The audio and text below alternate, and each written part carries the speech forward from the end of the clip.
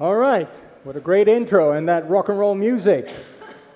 So we're coming now the last stretch before lunch, so I'll do my best to keep your attention up. So my name again is Jesper, and I work for a pharmaceutical company called Roche, and I'm heading up the sub-region when I'm not sort of fortunate to come and speak to great events like this. And I have been a leader. Actually, I've worked in the industry for 22 years, in this highly regulated industry. I've been a manager for about 20 of those years, and meaning, managing people. And I have led people for about 5 years. And I do think there's a great difference between managing and leading, and we'll come to that in my talk. So, I have a confession to make. I never, growing up, saw myself as a business leader. In fact, I never had that dream. I wanted to become a rock star. And now, looking back of 20 years of business leading, I find it very interesting to think that actually almost all of the things I use on a daily basis when it comes to leading people are things I learned from playing music growing up in different bands. And I think that's really what this talk is about. The learnings from a failing musicians of how we can all become better business leaders. How does that sound? Good? Right? And if you are interested afterwards, I'm happy to. We do have our record out on Spotify and YouTube, so I can share that with you later.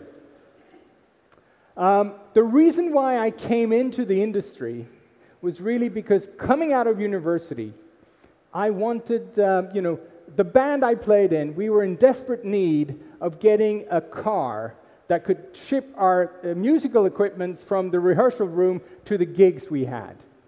And one of the jobs I applied for was as a sales rep. And with that job came a company car with a pulley. And that's how I came into the pharmaceutical industry. We used that car a lot, the band, I can promise you.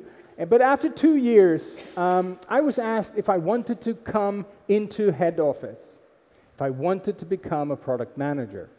And here is where my first encounters as being a manager came about. And I really came to a very different world from the world that I was used to, playing music in bands and also being a sales rep, the world of the office. Now, one of the things I realized quickly coming into the office environment was that, we had much better, places to work at. So the environment was great. I mean, comparing that to the places where we rehearsed with the band, this was heaven. Great place. We had desks, we had computers, it was shiny and it was all great. But another thing that I also discovered was that, we got paid even. Just think of that. You had a salary and, that was not true playing music growing up. But one thing that was also very apparent was that people were not as engaged as I was used to. I don't know what it was, but it was sort of not as fun to go to work as it was to play with a band. And I think fun is a theme today, so I want to come back to that. But in the beginning, I thought maybe it's just me. Maybe I just was unlucky. I had a manager who did not care for me. Maybe he didn't like me. Because after the interview, actually, he didn't talk to me for the first year. And then when he actually came to me and said, I want to talk to you, it was performance review. So, we sat down and I thought, maybe he's now interested to talk to me. And he wasn't. He was just wanting to make sure, how did it go? Talking about results. I thought that was, strange. That was not what I was used to playing music. That's not how we treated each other. But anyway, I thought maybe it's just me, so after a while I started to talk to my friends and said, is this something that you can relate to? Are you also experiencing the same thing as I do? That people are not as engaged when you come to work? although everything else is just great. We get paid, wonderful locations, we have all this equipment, but people are not as engaged. And it turned out I was not the only one. In fact, almost all of my friends shared the same experience, and also the experience of having non-attentive managers. So I got curious about this, and I started to read up on the research. Is this really true throughout the work environment? And as it turned out, when you dig into the data, yes, it's very true. Now, this is just some examples of all the massive amount of research done around engagement at work. And Gallup, they have been, for many, many years, they have tracked and captured engagement at work. And as you can see in this 142-country study, only 13% of people are saying, according to Gallup, that they're engaged at work. 13%. As you can see, then most people are just, they're just disengaged. But then a massive 24% are saying that they are actively disengaged. I mean, I find that really amazing. It's probably not true in your company, but this is how it is if you look across. There's all kinds of other data, but Mercer is saying the same thing. Up to 56% want to actually quit their jobs. And then you can look across the Atlantic in the US, the situation is the same. Low engagement. Now, to put this in perspective, I'm a simple man, I want to have simple pictures. So, if you can imagine that regardless of how big your team is, if your team is represented by 10 people, and they're going to bike on this 10-seater bike. Yes, I've been a bit creative there. I didn't find a 10-seater bike, so I did mash them all together. But anyway, so this is representing the workforce. What Gallup is saying is that only 1.3 persons on that bike is willing to bike ahead. Most of them are just sitting on the bike. And then 2.5 people are actually braking. Now, you can just reflect on this. I mean, how far is this bike going to go? And if you're into sort of potentials, clearly there's tons of potential by leading people in a better way. Won't you agree with me? Good. All right, so if you look into Gallup, Gallup also says that, engaged companies have much higher employee retention, which is good. It costs a lot of money to get people replaced. Profitability and productivity, it's 16% higher on average, and customer loyalty is twice as high. So there's another reason why we all should really think hard about, are we treating our people well? Because it pays off. All right, so here I was, I read up on all of these things, and then I was back in the office. And, now we're taking a 16-year leap. So from I started until, 16 years down the road, I was really obsessed about this. How is it that we are constantly, across the globe, not utilizing our people? So after a while, I thought, maybe I can discover the answer. And what I did was really simple. I started to ask every manager I met a simple question. And the question was, all right, can you tell me, what are the things that you, as a manager, are focusing on? Now, what I wanted to sort of discover here was, comparing it to my band experience, maybe I could see if there was a pattern. So that, maybe I could even find, the solution. How can you get engagement, better engagement, by asking a lot of managers? And up to now, I have actually talked to more than 300 managers across these 16 years. And what I want to share with you now is my combined knowledge. And it's actually the case. If you start to ask people, managers, about what's important, they will roughly group the things that are important for them in 4 buckets. And voila, here they are.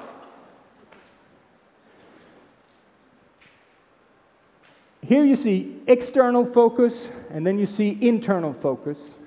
And then you have short-term and long-term. And then you have these 4 boxes. Now, what do they say if you ask them?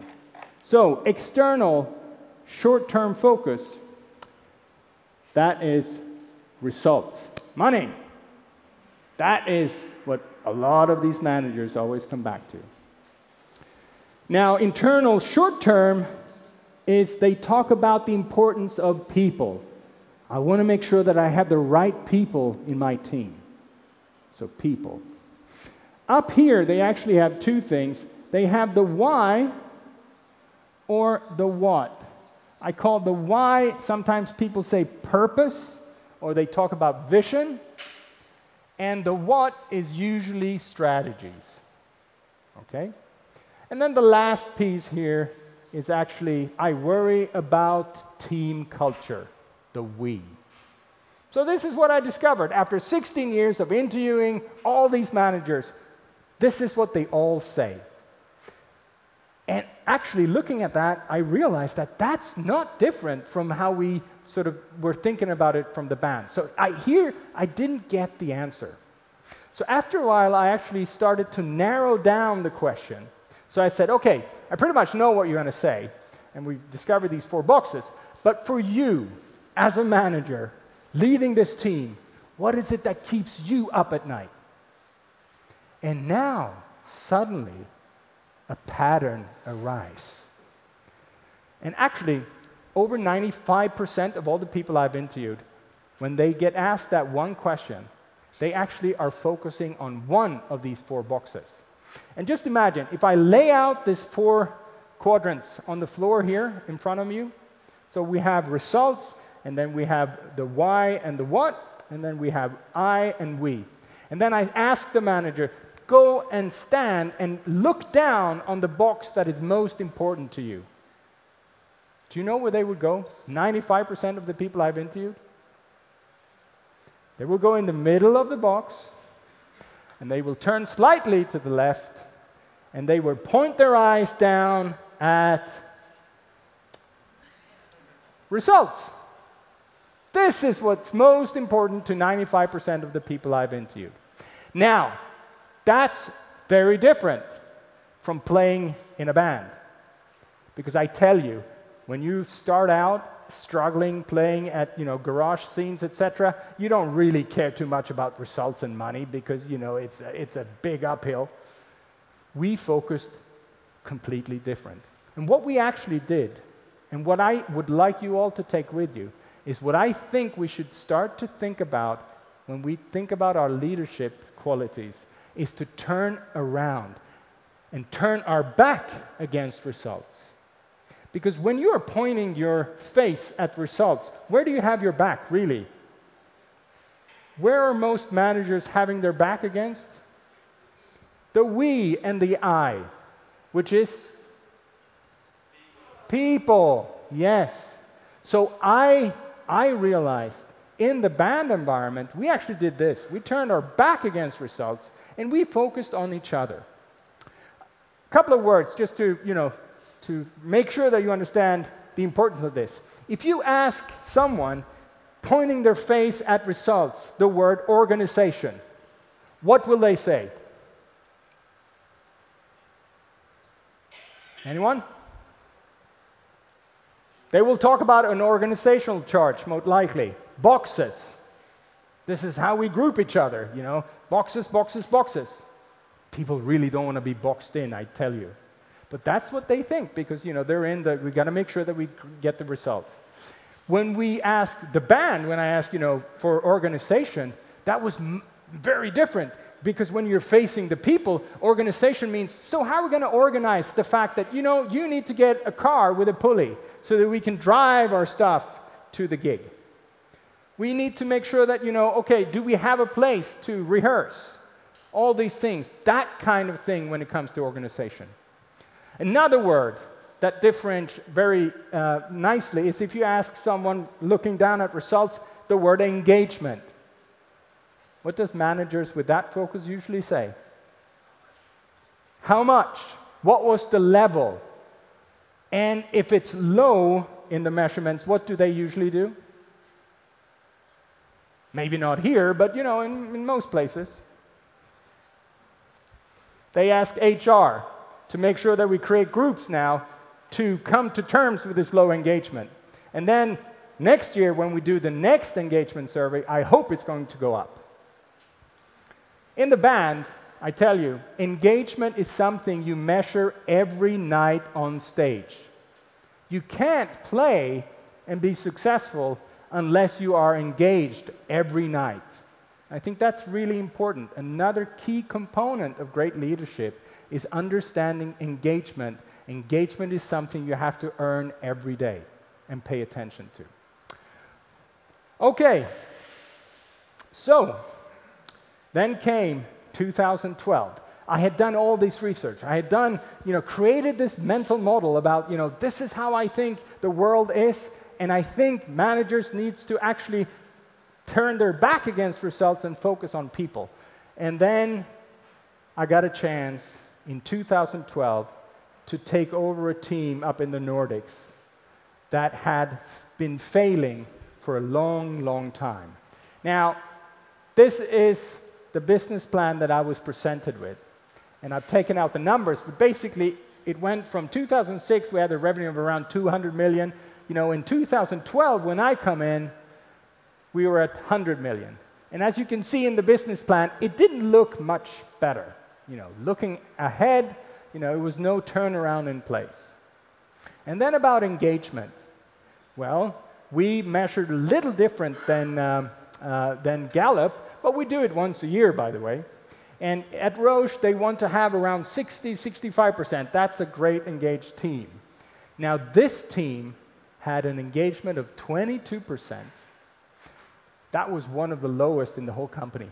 But what was even worse was that this team had the highest disengagement of all teams across the whole enterprise. We're talking 90,000 people. The disengagement was as high as 70%. So if you go back to the bike, then this is how it looked like. You had 2 people biking, you had 1 person sitting on the bike, and then you had 7 people actively braking.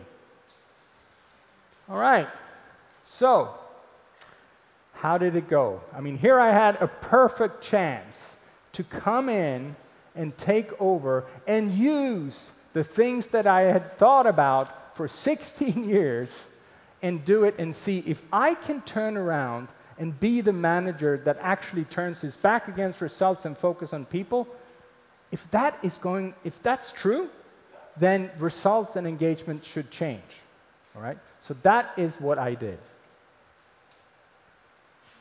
I got asked, I accepted, and a year later, when the engagement came with the same people, this was the situation. So from 22%, we were now up at 75%. And more importantly, the disengagement had gone from 70% down to 0. Same people. I had not fired anyone.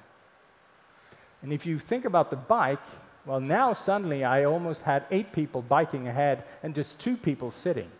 So here we had a much better chance to create results. And yes, results did happen. But before we come into that, I just now also want to say one thing. I know that you are aware of Net Promoter Score as a way of measuring things. We use now, because again, remember I told you about engagement and the importance of actually measuring engagement more often than once a year. So we now use employment and Net Promoter Score. And that is something, it's one question, and the question is up there, would you recommend someone to work in your company? And you can do this every month, just one question, or every quarter. And we do it very regularly to make sure that we see trends. And on average, my team is, if you compare, Apple is considered one of the highest employee Net Promoter Score companies in the world. And my team now treads on an average around 79%. So this has across the 5 years. So massive improvement in engagement. And does this make a difference? Does it pay off to pay attention to people and dare to turn your back against results and focus on people? Well, it does. At least in my case, our case. So it's the same people, same product. And I want to just cautionally mention this now. 5 years without introducing new products, I mean, we have an even worse problem than you have in terms of that. I mean, that is not sustainable over time. But for the case of this, it actually is really interesting. We have not launched any new products, and we are on the same market. But if you compare the blue bar, which is actually the business plan expectations of profit, you know, when I came in, and then you compare it to the red bar, which is the actual profit we delivered with the same people, same product, same market. When we closed the books in 15, we were almost at 200% better profit. Quite amazing. Worth a hand? Maybe? Ah, I get some energy. All right, so no more bragging, but you know, I think for you, the important thing is, and this is what I've been asked to come and present at business schools around the world, you know, for the last 3 years. Really, how do you make this happen? How do you do it? And I think the key thing, and what's really good for you all, is you can do it also. Everyone can do this. The first thing I did was when I turned my back against results, where was I pointing my nose? Anyone? I was pointing my nose to the individuals in the team, all right? And I was just going to mention one thing. When I came into this job, because I came from a very successful part of the company, and I was going to, as you've seen, a not so successful part of the company, they could not give me the same salary. Just think of that for a while. You know, you're asked to take over this really suicide mission, and by the way, you have to cut your salary. Would anyone here do it? I mean, the reason why I did it was because I had this idea. I wanted to prove something. I wanted to prove that engagement and leadership matters.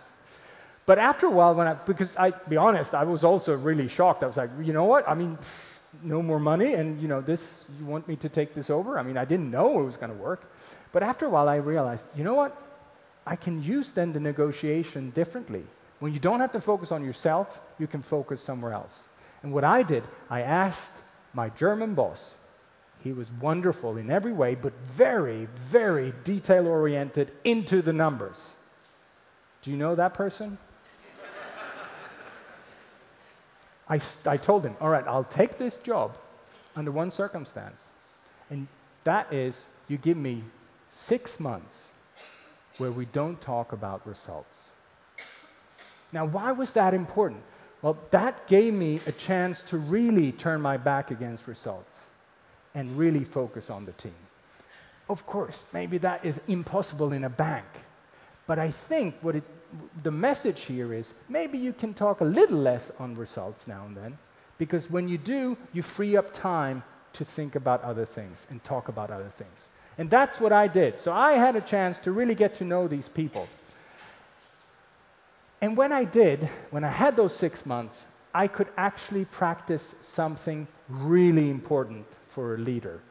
Understanding the difference between listening with the intent to understand versus listening with the intent to reply. Most managers I know tend to, when they come into a new role, they go in and they listen with the intent to reply. They know what needs to be done. And they can't wait to make sure that everyone else knows what needs to be done. And therefore, they miss listening with the intent to understand. But I had my 6 months, so I could actually listen. And one of the things that I discovered throughout these first 6 months was that every single person in my team was afraid of losing their jobs. Now, when I realized this, I also understood an important lesson, which is I had to make my intentions very clear at the outset. I had to tell everyone that my intentions here is not to fire anyone. My intention is to turn around the company with you all.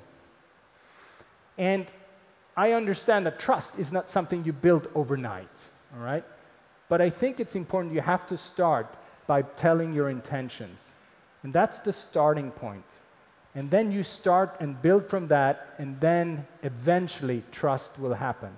And trust is going to be key in any transformation. So create that safe environment is going to be very important for leaders. Another thing about people is you got to understand when you come in that people really are more powerful than you think.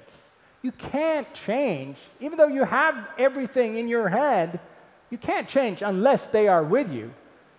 And if they decide to do something different, well, your whole plan will fail. So this is also very, very important. You got to make sure that you have them with you. And then there's this notion of must. I believe there's only two musts in life. Now, the first must is that we must one day die. Yeah, it's a sad consequence of us living, but all of us one day will die. But the second must is you must choose. And I think this is really important. If you are going to lead people, you gotta understand that they, every day, is going to make a choice. If they want to go with you or go without you. And if you want to have transformation happen, if you want to get that engagement, you gotta make sure that they come to you, not because they have to, but because they want to. So the second must there, they must choose, is very important. So, I spent my first 6 months really getting to know my people. All right. Then, a thing that I discovered while I was listening with the intent to understand was the fact that they had no clue about our why. So the next step is to make sure that you connect the individuals to the why. And I got really, when you talked about your son, about not wanting to go into banking, I was reminded of a story of Alfred Nobel. So Alfred Nobel, who created the Nobel Prize. Is everyone familiar with the Nobel Prize? All right. So actually, just before he died, his brother died, just a couple of years before. And remember, this is by the end of 1897, 98. And Alfred Nobel at the time, he's living down in Italy. And because the communication was nothing like it is today, the newspapers actually thought that, a Nobel guy died. So it's got to be Alfred Nobel. So they started to write his obituary. And suddenly he was sitting there in Italy, reading about his own death. And you know what? When he read that, he realized something. He realized that people will not remember me for anything good. They will remember me for being the guy who invented dynamite, the guy who made tons of money on creating something that is potentially very destructive. He then decided, I want to make meaning, not money. And what he decided to do then, because he read that and he realized people will remember me for being this greedy guy inventing dynamite. I want to change that. And he did. He created the Nobel Prize. He set up a trust, and now he's giving away his money to something meaningful. Every year we reward the best scientists across fields. And that's thanks to Alfred Nobel and his insights reading about his own death. I think that's something to reflect on. And also, I would agree with what we said in the morning. You are part of a great bank. You can make really great things happening. And maybe you should put yourself in the future and think about what you want people to say in 2020 about you. And then you may discover what are the things you need to do in order for you to come there. What I did with my team, realizing that we didn't have a why, I actually gathered everyone like this, but I didn't have as many people as you are, but I gathered all of my direct reports to a place similar to this, and I said we had 2 days, and we were going to work on a set of questions. We have, and I want to just touch, why is knowing your why so important? Well, I think it has to do with this.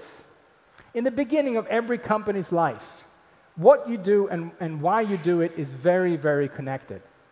But as time progresses and your company grows, there comes a point when the things you measure, which tends to be KPIs, results-driven, what you do, become more and more important.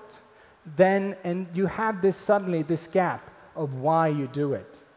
And I think as a leader, this is why having a good understanding of the why is so important. Because if you want to make meaning, not money, your job is to connect these dots again. And that's what I did. So I brought everyone together and I said, okay, we have 2 days, and I built in an incentive and I said, if we can solve this in just a couple of hours, you can do whatever you like during these 2 days. But we have to all agree, for whom and why are we going to do what? Now, diabetes care, Roche, we've been in this business for 40 years. So you would think that agreeing on the first part, for whom, would be an easy thing. Yeah? It actually took almost 2 days.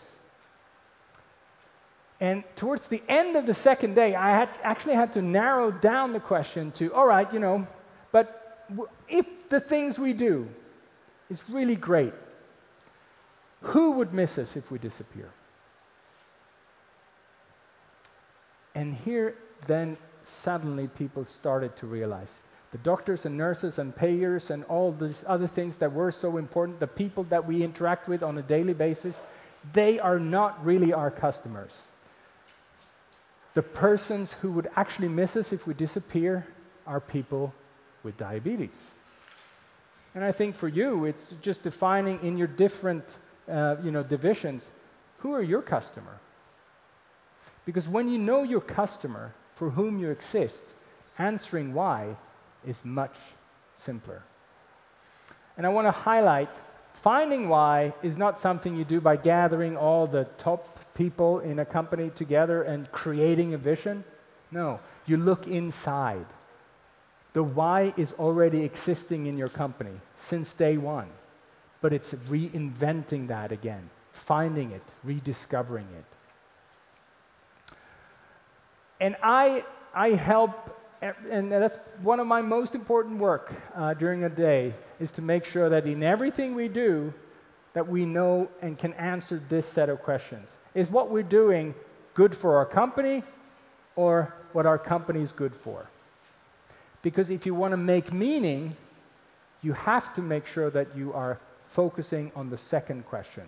What is our company good for? Okay, so we actually then created a why, which was an outside-in why, connecting to the patients. So everyone with diabetes is living their life as unrestricted as possible. This is what we created together. And then we actually went one step further, because sometimes it's really hard to remember the words. And we actually created an image. All right, and quickly I'm just going to explain it. So if you are living with diabetes, I'm sure that there's several in here who has diabetes. You know that before you had diabetes, you didn't think much about eating or all these things. You just did it. But once you have diabetes, your complete life will change. And it's sort of like, walking, and then suddenly, you don't think about walking, and then suddenly when you get this disease, you are walking on a fence. You're walking on that railing. Your life has suddenly become very restricted. What do you think happened with the speed when you're up there walking compared to just walking without thinking? Can you walk as fast? No, you are slowing down. And are you afraid? Yeah, you're afraid of falling off the railing. So what we as a company, our why is really to be that helping hand. Because we all know if we're up there walking on that railing, if someone comes and provides a helping hand, what happens to you? Do you feel safer? Can you walk faster? Yeah. So that's our why. And I think here is, a job of a leader is to make sure that people can connect, not just in words, but maybe also in images, to make sure that the why become very, very clear to everyone. This is how we make a dent in the universe. All right, now when you have that, it's time to connect back to the individuals in the team. You've got to make sure that you get the why back to each and every one in your team. And here, it's understanding the difference between having fun at work and having fun in work. And for that, I would like you all to join me working one day as a sales rep in my team. All right? So, you're all coming to my house. It's 7 o'clock in the morning, and we're going to go up to Sundsvall, which is a city about 3 hours north of Stockholm. Okay? So you're coming, we're going up there, and we have our meeting. We meet the nurses, we talk about our products. When we're done, it's about 10:15. And what do you think? Has anyone been to Sweden? All right, so some of you, all right. At this time of the year, it's cold and it's dark. So what do we do up there in the north? We drink a lot of coffee, all right? And we call that fika, all right? You got to drink coffee to stay awake. And we call it fika. So, we're done with our meeting, and the nurses then ask, do you want to join us for fika? Do you want to have coffee with us? And we all say, yes, that's great, because we're tired and driving 3 hours. So then we start to have coffee, and we're sitting there chatting, and technically we're still working, but, we're talking about this, and actually one nurse has made a cake, and we're eating the cake. It's really great. What do we have there and then? Fun at work. All right? HR's pretty good at this. This, you could say, could be another example of having fun at work. The Friday beer is another example. But then suddenly, the discussion goes from the everyday to Peter. Peter is a guy who's had diabetes for 15 years. He's not paying attention to himself. He's not testing himself, and the nurses are very worried about him. Last time we were there, we talked about one product that we have that makes it easier for people with diabetes to test. Now, they gave that to Peter. And yesterday, Peter was here. And you know what? Peter has completely changed. He's a different person. He looks better. He's now taking care of himself. He's testing himself. It's absolutely fantastic. What do we experience right there and then? That is having fun in work. It's connecting the dent in the universe that we do, the why, with each and every one of us, so that we can see how we fit in, how we make the why happen. All right. So now, we come to taking each individuals into the team. But when the team that I came to, when I looked into our incentive structures, we had everything but a team culture. We only had individualized goals, individualized to the individual, and that actually, and if you read up on social science, if you have individual goals, you will actually be counterproductive to creating a team environment of we. So you got to make sure that you have to link each individual also in a way that actually supports a we culture. So remember that. Last but not least, it's actually now, when you have this, it's to connect the culture to what we do, or the strategies, the pillars of the company. And I don't know if anyone here is interested in ice hockey. Oh, all right. So if you are, ice hockey is very big in my country. If you are, you might see who this is. It's a goalie. All right, that's good. So it's actually the goalie of the 1995 World Cup team in Sweden. And the goalie here had a nickname, and his nickname was The Wall.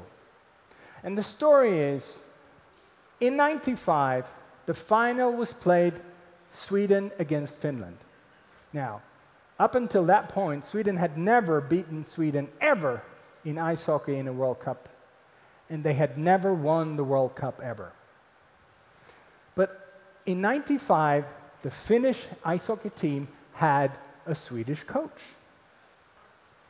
Now, the Swedish coach, he actually showed every Finn this picture and asked them, what do you see? And almost every Finnish player said the same thing. Well, we see The wall. Right? And then he said, so, seeing the wall, what do you think? And everyone said, there's no way we can score on him. We're going to lose. And then the Swedish coach said, well, that's interesting, because I see that if you put the puck right there, you can score. And this is, I think, the role of a leader. If you compare managers and leaders, it's sort of like if you are traveling somewhere, the manager is the travel agent, making sure that you have your trip in order and all that. The leader is the tour guide. The leader is the tour guide, the person that goes with you on the trip to make sure that you see what you're supposed to see and make sure that your experience becomes extraordinary. And I think that is key for a leader, and I hope you will remember this goalie and the picture by showing the way, by making all of these statements real. That's how you make change happen as a leader. And by doing that, what I want you to remember, I've taken you now on a journey, daring to turn your back against results for a while, focusing on your people in your team, making sure that you listen to them with the intent to understand and not just listen with the intent to reply, connecting them to the why, making sure that you have a why, making the why very explicit, maybe even make a picture, an image. Connect the why back to the people so that they feel, that's how I fit in. That's how I make a dent in the universe. Create the we culture you want, connect it, and be there with them. Show the way in terms of strategies. Now, if you do that, this great company will actually perform this transformation and become the great bank it has all the potential to be. So, you might sit there and think, oh man, but it's easy for him to say, but it's really hard for me. But I want you to remember Dalai Lama when I leave. If you think you're too small to make a difference, try sleeping with a mosquito. If you've ever been to my country, you know exactly what mosquitoes can do. And what I want to say with this is actually, I am not the CEO. I came in, I was heading up a region, but I report into the head of Europe, who then reports into the CEO. But you can make change happen at any level in a company.